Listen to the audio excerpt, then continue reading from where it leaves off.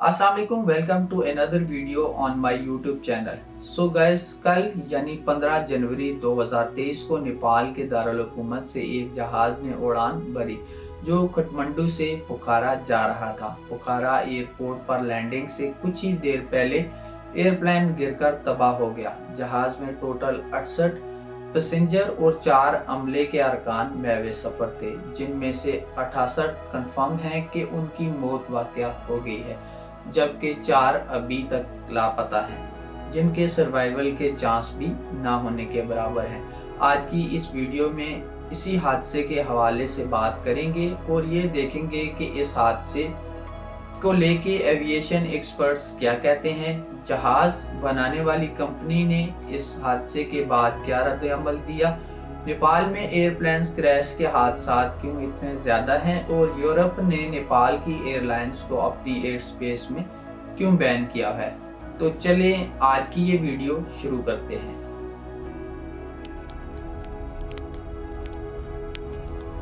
नेपाल की domestic airline याटी के airplane ATR 72-500 को उस टाइम हादसा पेश आया जब वो अपनी रूटीन की फ़्लाइट की डेस्टिनेशन के करीब पहुंच चुका था, जो कि काठमांडू से पोखरा के लिए शेड्यूल थी।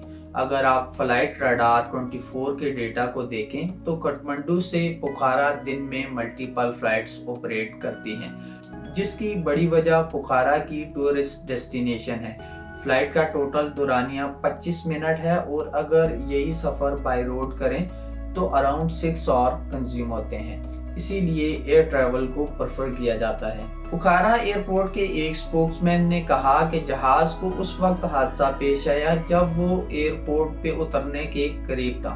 फ्लाइट रडार 24 के इस जहाज के बारे में कहना था कि याटी एयरलाइन का जहाज 15 साल पुराना था, जिसमें पुराना ट्रांसपोंडर लगा हुआ था जिसका डेटा अनरिलायबल था, लेकिन इसमें कितनी हकीकत है इस बारे में अभी कुछ नहीं कहा जा सकता। ATR 72 जहाज यूरोपियन प्लेन मेकर ATR बनाती है, जो कि एक टर्बो प्रॉप प्लेन है। ये एयरबस और इटली की एक कंपनी लियोनार्डो का जॉइंट वेंचर है और याटी एयरलाइंस नेपाल में ATR 72-500 के 6 जहाज ऑपरेट कर रही थी, जिसमें से एक जहाज को हादसा पेश आया है।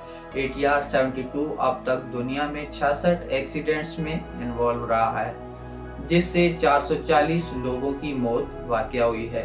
ATR कंपनी के ही एक जहाज की फ्लाइट 661 को 7 दिसंबर 2016 में पाकिस्तान में भी हादसा पेश आया था, जिसमें तमाम 47 लोग हलाक हो गए थे। एविएशन एक्सपर्ट्स का मानना है कि ये हादसा एरोडायनामिक स्टाल की वजह से पेश आया है, और अगर आपको एरोडायनामिक स्टाल का आइडिया नहीं तो मैं डिस्क्रिप्शन में लिंक दे दूंगा, जहां से आप ये समझ सकते हैं।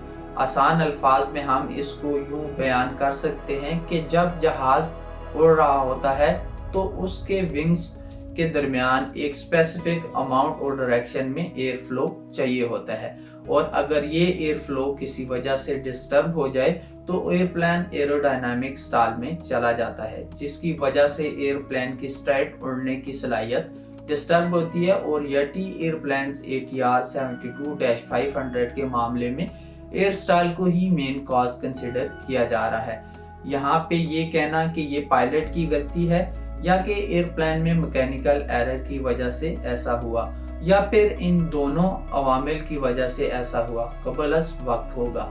दूसरी साइड पे ATR जो कि एयरक्राफ्ट को बनाती है, उन्होंने सिंगल पेज प्रेस स्टेटमेंट जारी की है, जिसमें उन्होंने इस हादसे में मरने वालों से दुख का इजहार किया है और कहा है कि ATR के स्पेशलिस्ट इस मामले में फुली एंगेज्ड हैं और वो दोनों कस्टमर और इन्वेस्टिगेशन पार्टीज की मदद में फुल सपोर्ट देंगे। नेपाल की हिस्ट्री में सबसे बड़ा हादसा 1992 में पाकिस्तान इंटरनेशनल एयरलाइन के एयरप्लेन को पेश आया था, जिसमें 167 लोग हलाक हो गए थे। इसके साथ साथ नेपाल में एयर सेफ्टी के कंसर्न्स की वजह से यूरोपियन यूनियन ने 2013 से नेपाली एयरलाइंस को अपनी एयर स्पेस में बैन किया हुआ है। दुनिया में हर साल एक अंदाजे के मुताबिक 70 से 90 एयरक्राफ्ट हादसात का शिकार होते हैं, जिसमें छोटे बड़े सभी एयरक्राफ्ट शामिल हैं। और इन हादसों में 2006 से 2021 के दरमियान ऑन एवरेज 473 लोग अपनी जान गंवा बैठे हैं। मगर फिर भी एयरप्लेन को one of the safest mode of travel समझा जाता है, क्योंकि रोड एक्सीडेंट की रेशो इससे कहीं ज़्यादा है। With best wishes and prayers for the family which are affected by the crash.